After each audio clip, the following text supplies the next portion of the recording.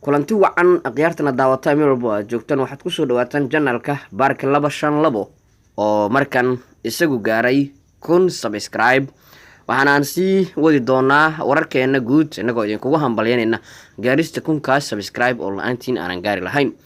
aynu ku bilownay naadiga Barcelona ayaa guul muhiim ah ka gaartay kooxda Athletic Bilbao oo Camp Nou marti ku ahayd waxayna baarka ka soo kabsatay barbarihii niyadjabka lahaa ay Sevilla la gashay toddobaadkii aanu ka soo gudubnay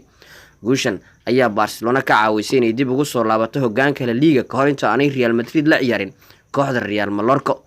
Barcelona ayaa sii yeelatay 68 dhibcood oo horyaalka La Liga ah.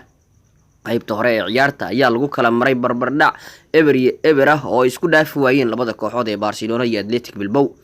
qaybta labaad ee ciyaarta marka dib la isugu soo laabtay labada dhinac ayaa waxay soo bandhigeen qaab ciyaareed aad u wanaagsan iyagoo sameeyay fursado badan oo gool loo filan karay. daqiiqadii 71 kooxda Barcelona ayaa hoggaanka u qabatay ciyaarta waxaana hal gool iyo eber ka dhigay ciyaaryahanka xulka qaranka Croatia ee Barcelona qadka dhexe kaga ciyaaray Ivan Rakitic kadib markii uu caawimaad ka helay saaxirka Barcelona Lionel Messi. xilli Messi xalay uu sameeyay caawintiisii 250aad ee horyaalka La Liga, laakiin Leo ayaa sii sugi doona goolkiisii 700aad ee xirfadiisa ciyaaraha oo aanu shabaqa gaarin habeenkii xalay. ugu dambeyntii ciyaarta ayaa ku soo dhamaatay hal gool iyo eber oo Barcelona ay guusha ku gaartay ciyaartii Camp Nou waxaana goolkaas quray ee Ivan Rakitic uu dhaliyay kaga